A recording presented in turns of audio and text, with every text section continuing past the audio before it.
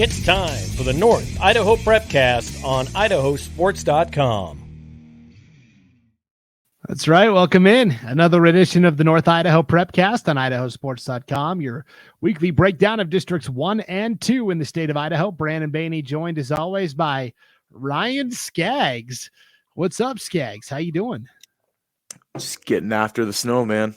I cleared my house and like 3 other neighbors, and then by the time I got done, there was like 2 inches of fresh snow on my driveway again.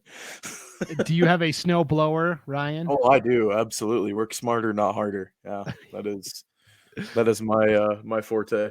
Yeah, I had to break mine out for the first time over the weekend. So got back from the Thanksgiving holiday and back here to Southeast Idaho, and I don't know, we had a good 6 inches, maybe something like that. So we have, like, depending where you go in town, there's 14 in my house right now. I went and cleared an elderly couple's house earlier this morning, and they had 16 inches at their house. So it's been chewing up a little bit. It's not warm, so it's fluffy, which is nice. So it moves pretty easy. But yeah, if this was wet snow, it'd suck. Fluffy and moves easy. That's how people would describe me, I think. Yeah. Well, mine's like fluffy but moves slowly. But fluffy and moves easy. That's our podcast title. There we go. All right. I love when the title is decided within the first minute or so. It makes my job a lot easier on the back end. So give you some isms.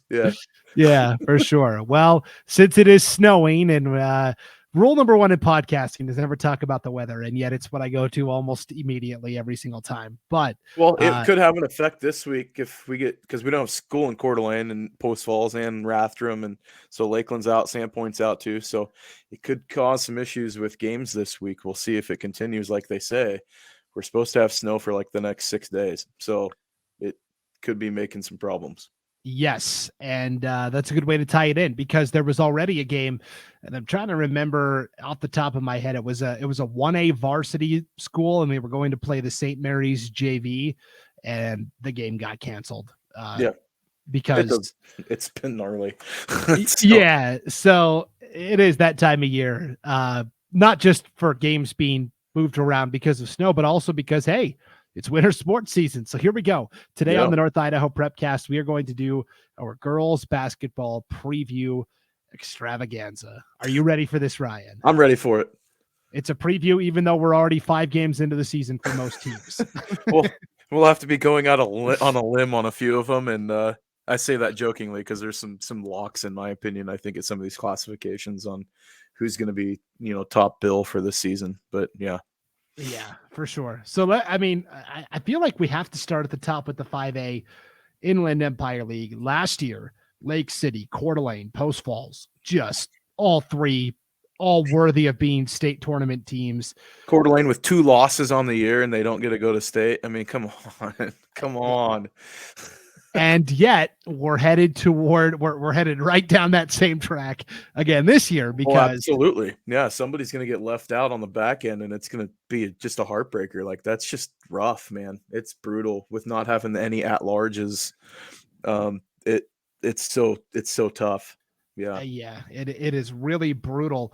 When you look at the preseason coaches polls that we conducted, and you can find all our preseason coaches polls for every conference in the state of Idaho on our website, IdahoSports.com. All of our girls basketball previews are right there on the homepage as well. So IdahoSports.com is your place for all your previews. We're putting in more and more boys basketball previews, and we got some really cool wrestling stuff in the works as well. But in the preseason coaches poll, Coeur d'Alene was picked 1, Lake City 2, Post Falls 3. I think those 3 could finish in any order, right? Yeah. I like the Vikings as the number 1 team up here. I really think that with what they've got, and not just because you look at, Maddie Simons and that, we know what she's able to do, and over 1,000 career points as a junior, and then now she's in her senior season, going to play at Wyoming. I like the cast around her. I really do. I think you look at, the guard play that they're going to have is going to be insane. And, they're a complete team. I think the Vikings, they have a deep bench too.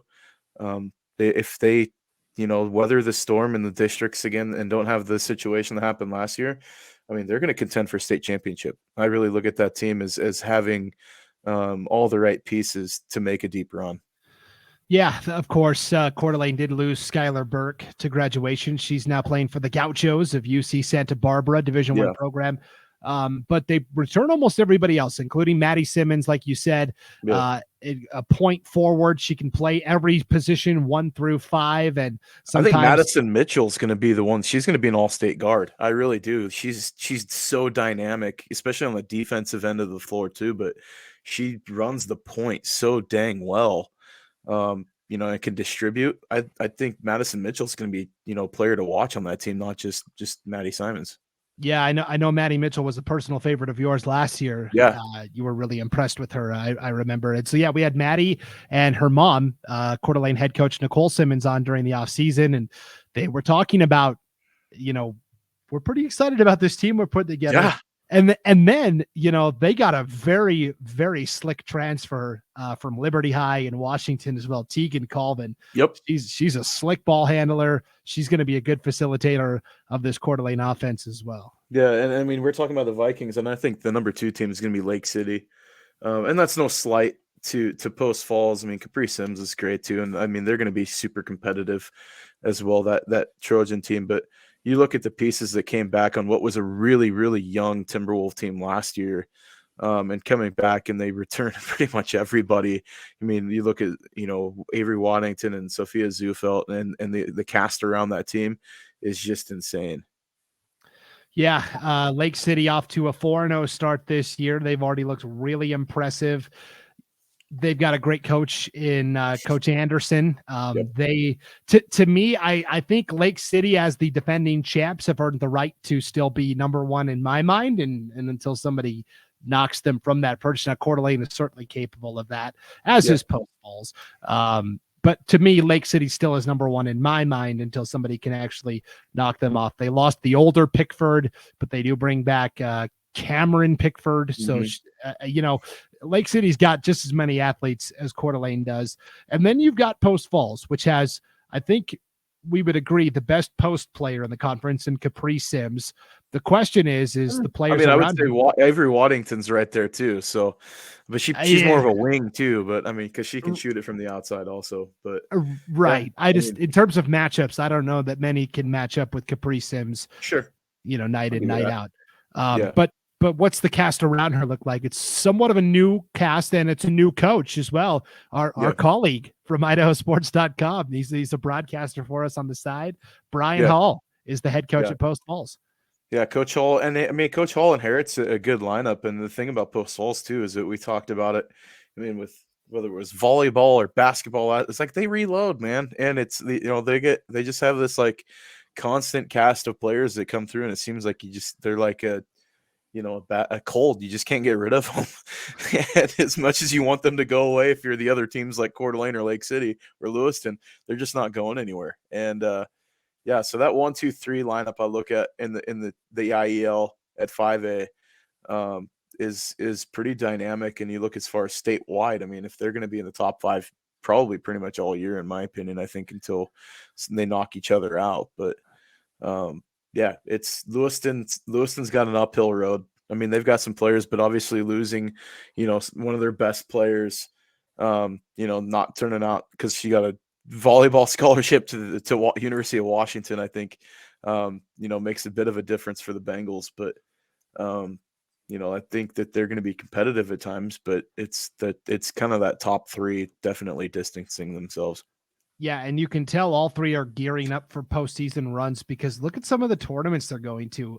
Coeur d'Alene is going back to the Tarkanian Classic in Las Vegas. Lake City went down there last year as well.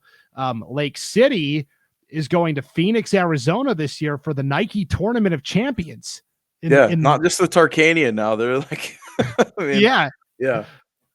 They've kicked it up a level, and then Post Falls is going to the Timberline tournament, which is co-hosted by Bora and Timberline. They'll see lots of good competition there, but they're also going to the GESA Winter Shootout in East Wenatchee, Washington, and that's going to be, no slouch in terms of competition. Yeah, the Geesa shootout over there in Olanche is a pretty good tournament. You're going to get, some of the better teams from the Tri-Cities and Washington, Yakima. They'll bring over some of the teams probably from the SPSL, which is a league over in the Seattle area. That South Puget Sound League's got some pretty dynamic teams as well. So yeah, I mean it's gonna be kind of a who's who at that tournament, I think, and that's gonna be a great couple tournaments as far as being battle tested down the stretch when you enter the heavy parts of league play and into the postseason. So I've got my North Idaho stuff down, Pat. We talked about last week. I'm going to be moving up to North Idaho. I got to get my Washington lingo down. It's Geesa. Yeah, okay, it's a credit union. So yeah, it's a credit union up here. But I thought it was an acronym for something, the GESA. And I'm like, no, it's all good. It's all good. So I probably would have made that mistake too. But yeah, it's a credit union that sponsors that tournament. So gotcha. Okay, good to know. Yeah, I'm a total Washington noob still. So yeah, so we'll get you broken pretty quick. You'll get some of those GSL, the Greater Spokane League teams, and yeah, you'll have fun with that one. Yeah, very excited to learn the lay of the land. But again, those three teams, Coeur d'Alene, Post Falls, Lake City, oh my goodness, just night in, night out. It's going to be a slugfest all year long. They are playing the 4A schools again as part of this combined Inland Empire League. A lot of them are just getting them out of the way early, it seems like, or putting them at the very end of the schedule. It's kind of like an arranged marriage. Like, okay, I guess we got to do this. One way of putting it, I guess. But yeah, we've talked enough about that. Let's talk about the 4A IEL. Our preseason coaches poll was Sandpoint 1, Lakeland 2, Moscow 3. I don't know. This is always a tough one for me to peg. All three teams have quality athletes, but how do you see this shaking out? Grab a hat. You put those pieces of paper in there with each school's name on there, and you draw. That's how I see it shaking out. Like I honestly think that they're going to be so closely matched throughout this season.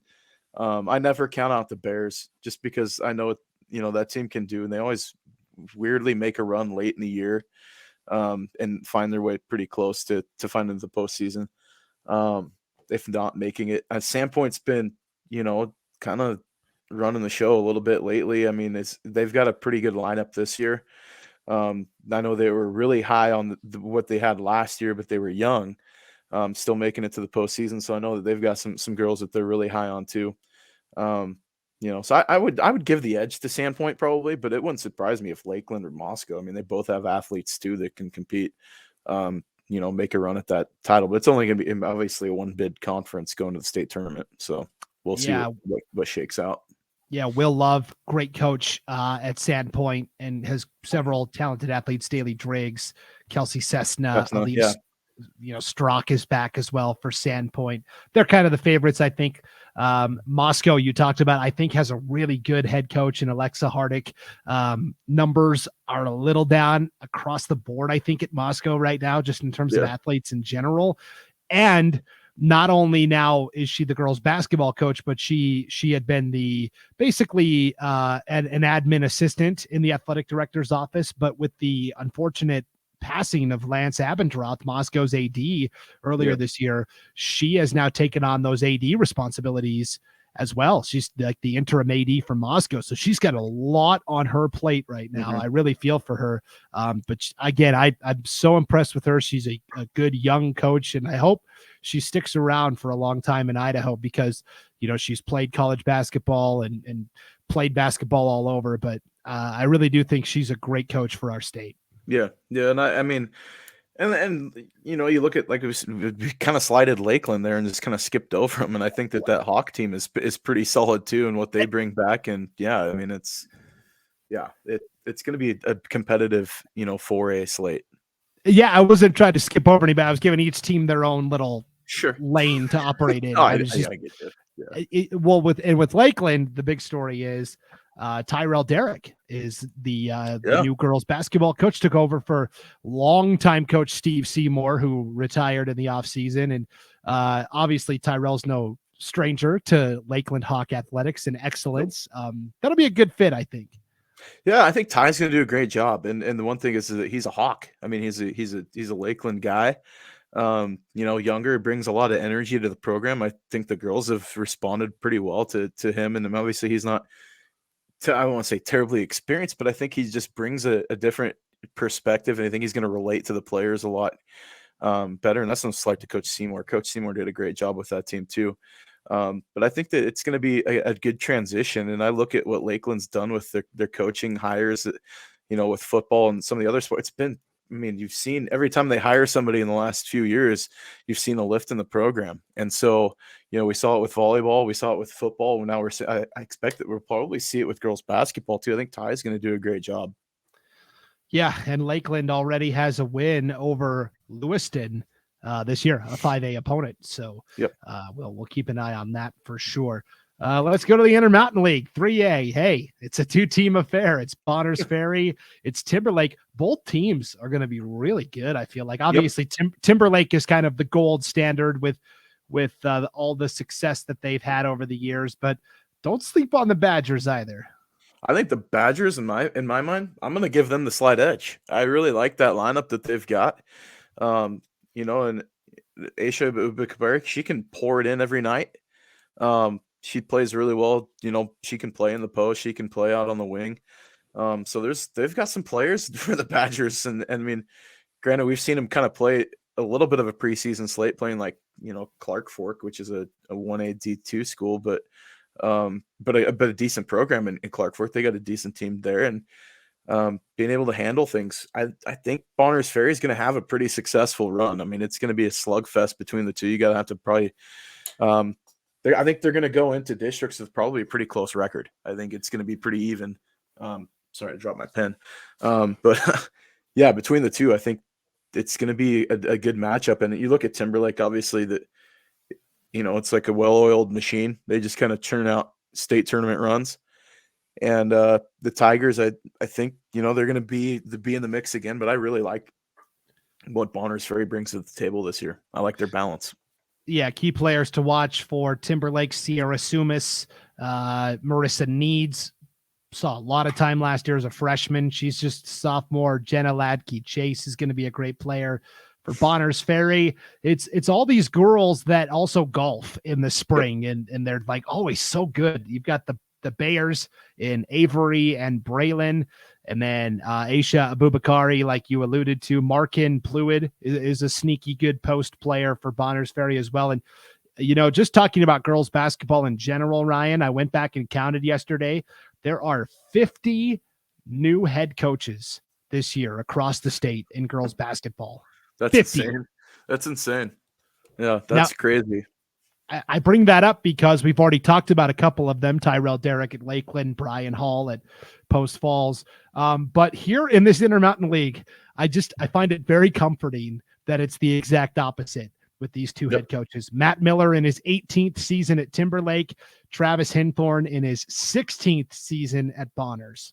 It's like home cooking, man. Like it's something that makes you comfortable. You can go back, you kind of rely on it. And I'm sure that, that has a lot to do with the stability of both programs and the success, obviously, that they've seen, especially in the recent years. You look at the last 10 years for both teams, they've been pretty good. So the IML is going to be competitive. If they can get, I don't know if they're going to get a second bid or not, but with having two teams in the conference, how does the state shake out this year for that? Is it a one bid league and that's it, or are they going to get an at-large possibly? I don't think they do. I'll double check that for you, but or a play-in option or something, because that would be a shame if only one of those teams gets to go to state. But yeah, we talked about it in football, right? Where since there were at-large bids and things like that, both teams were able to get in and compete. In basketball, just one team. That's stinky, because I would take the other team in a play-in game in a heartbeat. But yeah, they will play, Ryan, for the first time on Friday night, December 2nd. That will be at Bonners Ferry. Then the rematch comes all the way at the end of the regular season, January 27th. And then, of course, they will compete in a best-of-3 game series, quote unquote, for the district championship in early February. So yeah, and I wouldn't be surprised to see that go all 3 games. So Yeah, definitely. That's appointment viewing for sure. Let's go to the 2A, the Central Idaho League, where you've got these two opposing forces where Grangeville has kind of controlled the league for the last several years. Coach Michelle Barger does a tremendous job with Grangeville year in, year out. But then you've got this new kid on the block in Kellogg that dropped down from 3A. And Kellogg has been kind of a force to be reckoned with in the IML the past couple of seasons. So is it Kellogg? Is it Grangeville? I don't know, but it's going to be interesting to watch them play it out. I think the answer is yes. But I mean, and then you look at, Orfino, what are they going to be able, they were kind of in the mix a little bit last year here and there and last couple of years. So it matter, I don't think it's just going to be the top two. You think you look at it and it could be a slugfest. I mean, Priest River might show up on any given night and give somebody a run. I like the conference now that the alignment, the way it happened with the teams dropping down, and it's made it a bit more dynamic with, you throw in St. Mary's into the mix and Priest River, and it gives, I think, a more competitive slate across the board. And you're not seeing so many like crossover, because we did see the CIL played the IML as almost like league games last couple years. So the schedule hasn't changed much for those teams, but I think it means a little bit more now. And that the Kellogg Grangeville games that's going to be must watch basketball. I think this year you're going to see some great games between those two programs. And I think Orfino might be able to throw their hat in the mix a little bit with the athletes that they have in their program. If they can put something together and make a run, maybe late in the year or around district time, it'd be interesting to see the Maniacs maybe sneak in there as a sneaky number 3 or number 2 team. Definitely. So we talked about Coach Barger for Grangeville. Jenna Nearing is the coach at Kellogg, veteran coach there. Yep. And then you've got some new coaches that are being worked in. Dakota Wickard is the new coach at St. Mary's.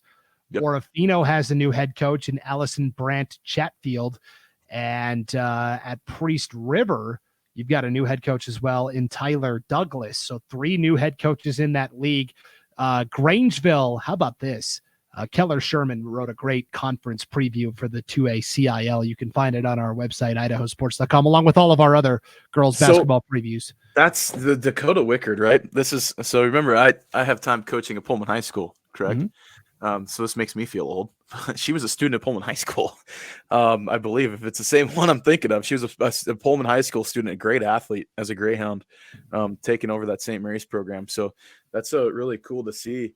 If that indeed is the same person that I think it is, that's a good hire by the Jacks. I think that they're going to be definitely pleased with the effort that they're going to get from that coaching hire. Definitely. So, yes, and all of that is detailed in our preview that Keller Sherman wrote, but he uncovered this stat. Grangeville has not lost a CIL game since 2018. That could end this year with Kellogg entering the picture. It could. Now, will it? I don't know. I don't know. I still kind of lean Grangeville. Yeah. Because you talk about the song Stranglehold. I think that kind of like puts it like that. It's about Grangeville basketball. Yeah. So Grangeville took 3rd at state last year. Wasn't that long ago that they won the title, 2011. So 12 years ago.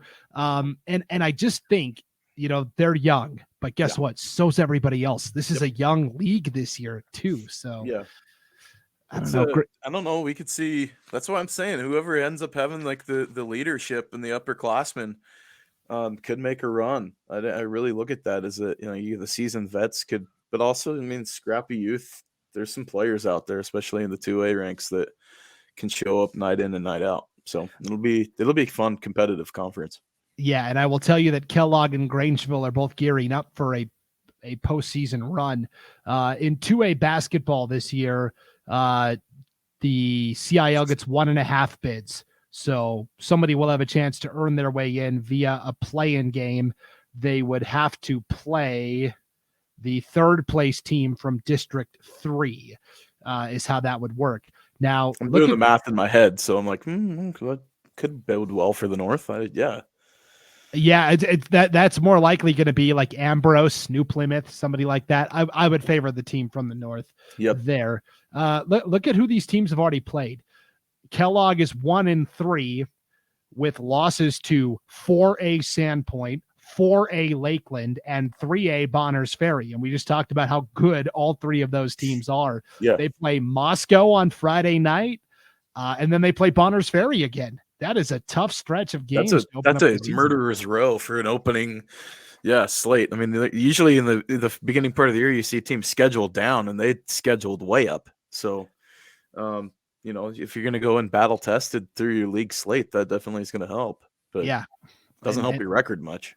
Right. And with max preps in the rankings and all that stuff, we'll see how that affects it. It didn't help the teams from the North last year in basketball, generally speaking. Kellogg's one win is over Wallace, and we will talk about them in just a minute. Grangeville is 2-3, Ryan. They have wins over Council, which is a 1A D2, but they were the state runner-up last year in 1A D2. Yeah, that's a good team. Good team. They've also beaten McCall Donnelly, a pretty good 3A team. Yep. And then they have losses to 3A Parma, which is a perennial state participant. Last year's defending 2A champs from Coal Valley Christian, and the favorite for the 2A championship this year in Melba. So, I mean, Grangeville has gone through a gauntlet. Yeah, they've scheduled up, and they typically do that too early in the year. I mean, you'll see them play like Coal Valley fairly regular, or they'll play like Lapwai, some of the Prairie, and some of those other teams. You'll see that, sometimes they take a loss here and there, but the Bulldogs have scheduled up. So, I mean, obviously it doesn't help for seeding a ton late in the year when you get to tournament time, but you get some of those wins do help. So maybe they give you a bit of a lift, but definitely no nights off for any of those teams. So, yeah. Yeah, Grangeville and Kellogg will play for the first time on January 13th. So we got to wait a while before we get that matchup, but we will see. And we'll see if anybody else can emerge in this league as well.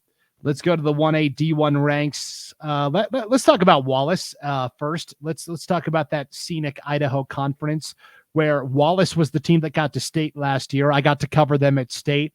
Got to meet and get to know Nicole Farkas, the head coach of Wallace, and she's a great coach, awesome lady. And it was really fun to watch this Wallace team. Now, they did lose Jaden House, their all-state performer, but they bring back it's kind of an interesting roster. They've got a trio of sisters this year, Ryan, where Brittany Phillips is the returning starter. She's a junior. Her younger sister, Bethany Phillips, was a bench player last year. She's a sophomore. And then there's a third Phillips this year, Kylie Phillips, and she's a freshman. So all three of them are on the team together for Wallace. That could be great, or that can be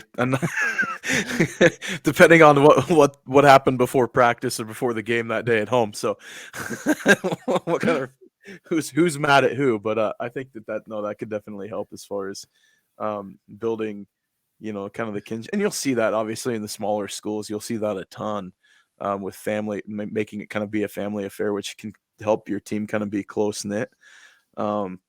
But it's that conference is going to be interesting because you look at teams like Lakeside, which is kind of out there, and Genesis Prep as well. We kind of talk about, they're perennially young, or they could surprise you. But it wouldn't shock me one bit. I mean, some of those teams and how competitive they are in the 1A D1 ranks. So it'll be interesting to see if Wallace can indeed repeat. I don't know at this point if I could pick a favorite, to be honest with you. I think Lakeside could be sneaky good.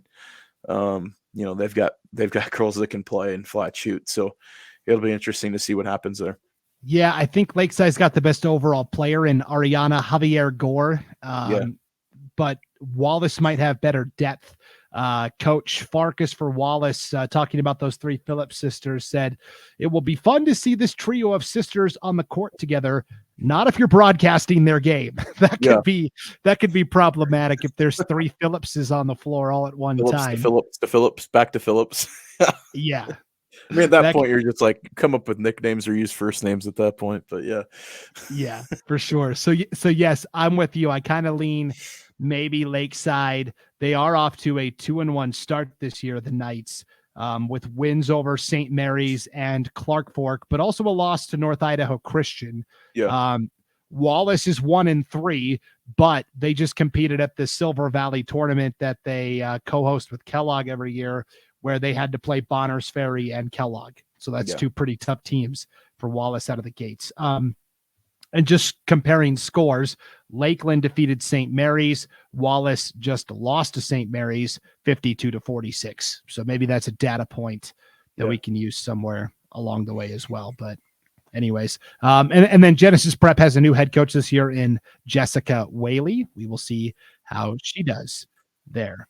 Yeah. Let's talk about the White Pine League, where, man, it doesn't look like in Lapwai basketball. Well, I mean, last year Lapwai and Prairie met for the championship, and not just the White Pine championship, but the 1AD1 championship, and we could be headed down a similar path again.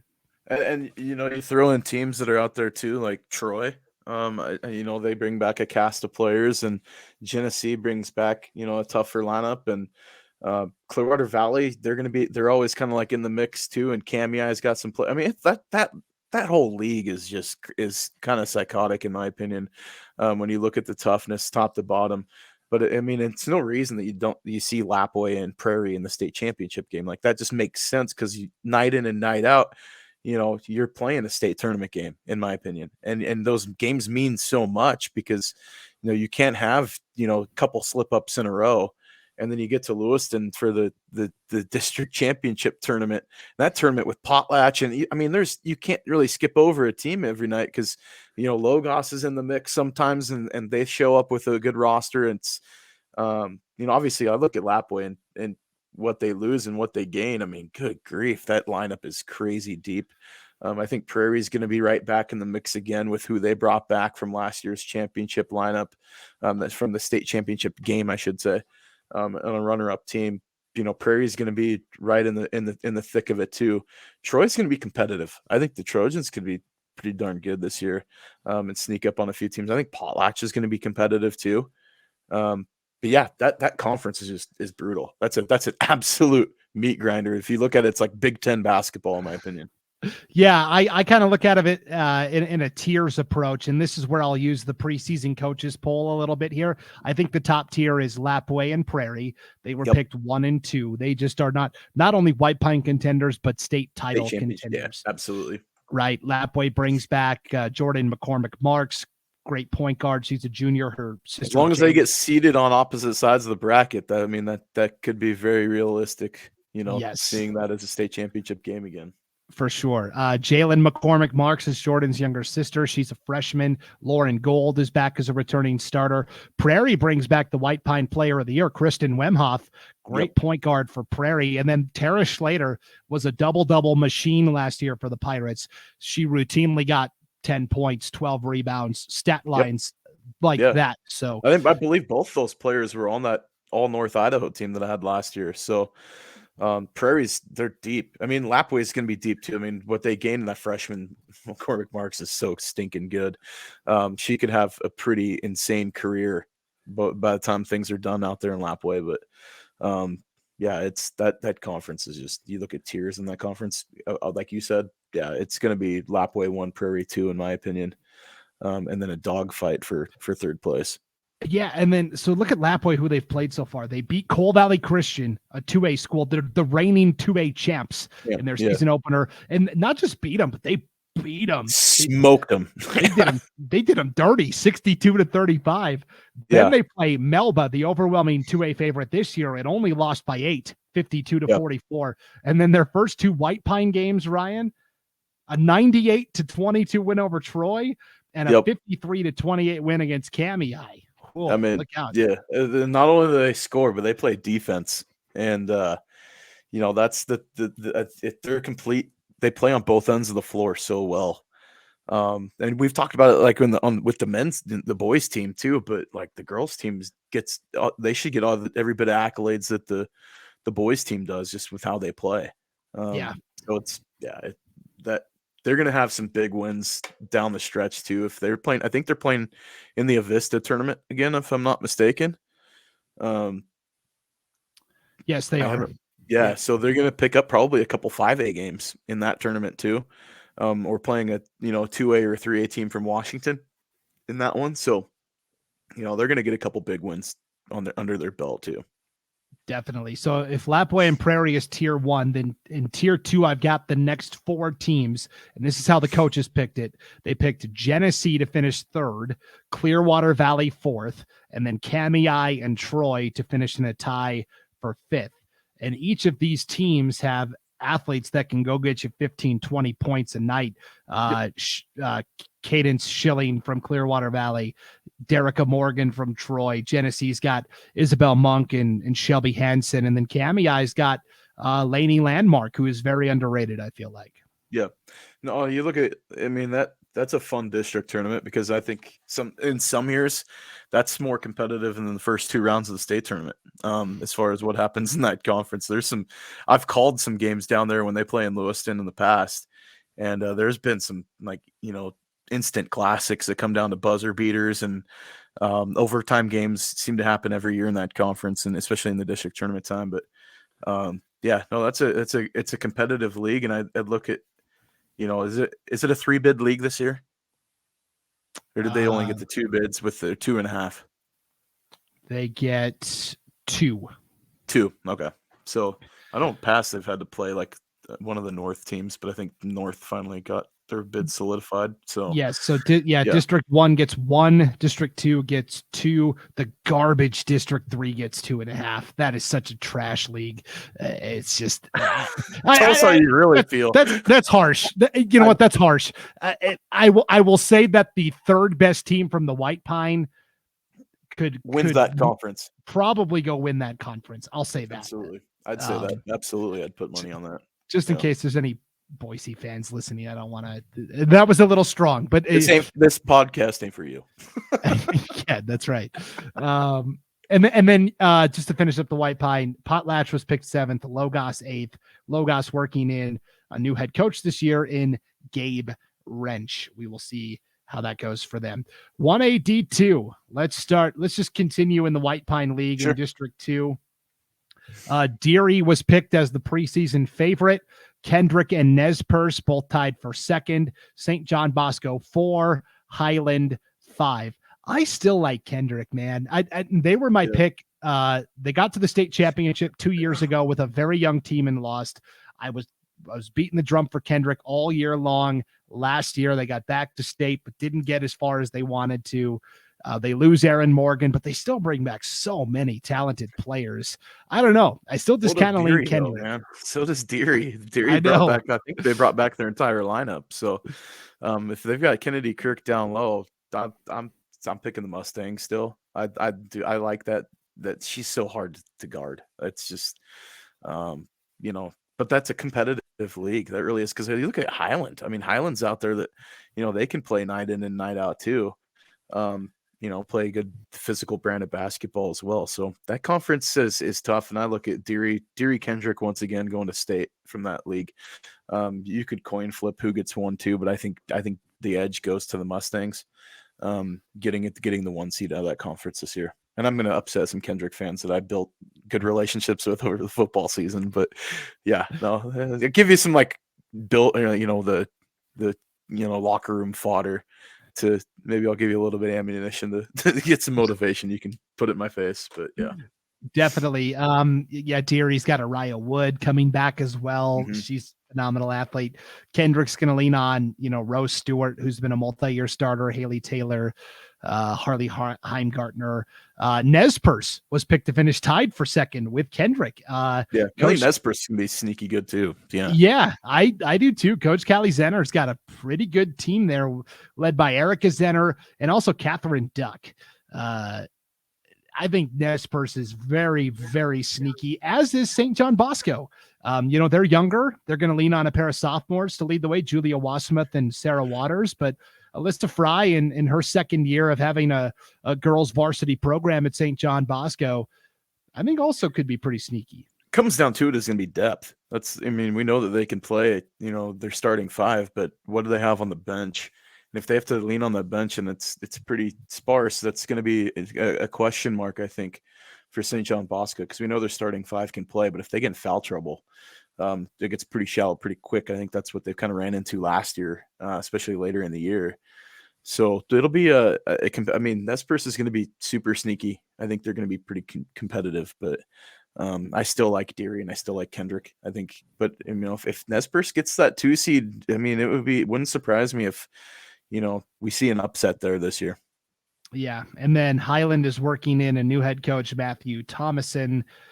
We will see how the Huskies are able to do there. One last note on the 1AD2 White Pine League. Looking at the schedules, last year, Kendrick went to that tournament in Orlando, Florida, which was pretty cool. They aren't doing that again this year. But what was interesting is that on back-to-back nights in December, Sitka, Alaska is going to come down and play. They're going to play on Wednesday night, December 28th at Kendrick. And then the following night, they're going to play Thursday night, the 29th at Deary. Kind of a cool little school deal with Sitka, Alaska. I don't know. I can't get any insight on Alaska girls basketball, but that's awesome. And I believe the boys are doing the same. I think it's a girls boys. Oh, cool. That's a double cool dip trip. kind of thing. Yeah. I have no idea how this got arranged. That's probably, I think if you go mileage wise, that might be a further trip for Sitka than Kendrick took to go to Florida. So a little bit of geography information there. Nugget. I think that is a longer trip if I'm not mistaken, but yeah. Yeah. Let's look here. Sitka, Alaska to Kendrick, Idaho. And we'll have to reach out and ask how this thing got like. Yeah. How do you like randomly find like, oh, I mean, there had to have been a connection or something somewhere. But that's kind of interesting. Yeah. That's a 10-hour flight from Sitka to Kendrick. So yeah, that's you're going to fly into Spokane and bus, or you're going to fly into Lewiston. But yeah, that's a journey. Or fly into Pullman. I guess you could fly into Pullman too, but yeah. Yeah, and you literally can't calculate the driving because where Sitka is, it's located on a little island part of Alaska. Imagine that if you're checking your watch, right? Then stick out your index finger and your thumb, and that's the state of Alaska. And they're like in the crack between your index finger and your thumb. Yes, that's exactly right. So yes, they literally have to fly everywhere they go. So very interesting. And yes, we'll have to see if we can, as we get closer to those games, maybe bring on some people to talk about that, because that would be kind of a cool story. I feel like I don't know how that gets arranged, but okay, it's cool. Yes, very cool. That's a long journey. Yeah. There's no easy way to get to Kendrick neither. So yeah. Let's wrap up with the North Star League. Mullen was picked 1. Clark Fork was picked 2. Kootenai picked 3. I got to see Sherry Lights, the Mullen girls basketball coach, when I did the Mullen quarterfinal football game. She was closing up the press box as I was taking my time on the post-game show. So I got to talk to her a little bit, and she said she was pretty excited about having a team this year. They didn't have enough players to have a varsity team last year. They now have enough players to not only have a team, but Coach Lights thinks to compete for a chance to go back to state. You know, they made it to state 2 years ago. It had been the first time they'd been to state since 1986. That's crazy. And District 1 gets one bid to state again this year. I think ultimately it comes down to Mullen or Clark Fork. Based on what I saw, Clark Fork was pretty competitive with Bonners Ferry the other night, at least for a while on that game. Wampus Cats, I think I'm going to give them the edge again, just because I think what they consistently bring back, but it's going to be a competitive conference. It will be that North Star League, and it's just, I mean, North Idaho and travel and snow outs and everything else. It's going to be a weird, wonky schedule to where they're all going to play probably everything in the last 2 weeks of the regular season. So just because of school schedules and everything else, that seems how it usually works up here. Yes, I will tell you that Clark Fork lost to Bonners Ferry 48-30, but that was the Bonners Ferry JV as well. So, was it? Okay, then maybe okay. But I might change my answer. I didn't know that it was Bonners Ferry JV. I'm like, that's a competitive score. If that's their varsity, that's not bad. But Okay. And that's how it goes for, Mullen, Kootenai, Clark Fork. They play a lot of the JV teams from the bigger schools in the area. So, we'll see how it shakes out for Thank Mullen, you for Clark Fork. correcting me on that one, because I was like, I didn't know. I was under the assumption, I'm like, man, if they could hold the that lineup like to only 40, like that's impressive. But okay, never mind.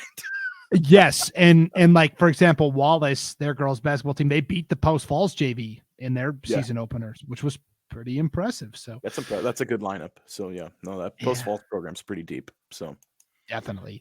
All right, well that'll do it for our girls basketball preview extravaganza. And again, you can see all of this and more at our website, IdahoSports.com. We've got all the girls basketball previews done. The girls basketball preseason coaches polls for every conference in the state done. We are adding in more and more boys basketball previews with each passing day. We'll do our boys basketball preview next week here on the show. And then for wrestling coverage, we've got our preseason team rankings out. Our top five, the wrestling and editorial staff at IdahoSports.com will be doing the rankings this year for wrestling. And you've already got a bone to pick, Ryan. I do. I was kind of mad I didn't get a vote. I was like, I mean, they're pretty close. I think 4A, they nailed it. 3, I think they're sliding. Bonner's Ferry is going to be pretty competitive this year. Timberlake will be pretty good. There's some decent kids up here in North Idaho that could have good seasons. The 1A, 2A rankings, Clearwater Valley, I think, is going to be a contender. I really do. Look at that lineup, and they're pretty dang good. The Rams are going to be really good.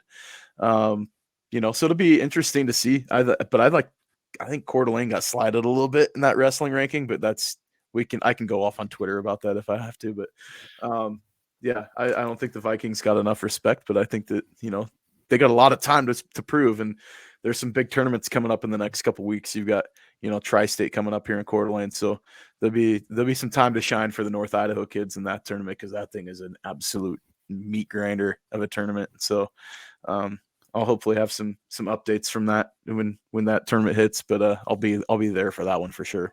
Yeah, we can't wait. So yes, wrestling coverage. We're doing the top 5 teams by classification each week, and then a top 5 just regardless of classification. So for example, South Fremont, a 3A school, was ranked 3rd in our top 5 overall. And then we're ranking the top 5 girls teams every week as well. And we're bringing back individual rankings, and we're doing a weekly podcast dedicated just to wrestling. It is called the Mat Chat Prepcast.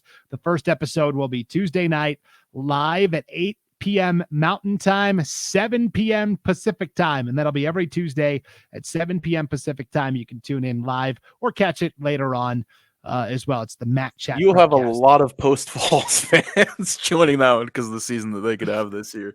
That Trojans team is loaded. That lineup is stacked. So yeah, if everybody comes out, I mean, they're from 98 pounds all the way through heavy. I think they're going to be super competitive in pretty much every weight class. Yeah, it'll be a lot of fun for sure. So, okay, Ryan, as always, thank you for breaking down all of these teams and doing all the homework that you do. And we'll do it again next week, except it'll be boys basketball. Yeah, we might have some broadcasts coming up hopefully soon too. So that I'm looking forward to that one. This is we can actually do some live sports again now that football season's over. So yes, stay tuned for all of that as well. All right, thanks for tuning in to the North Idaho Prepcast, everybody. For Ryan Scaggs, I'm Brandon Baney. We'll see you next time on IdahoSports.com.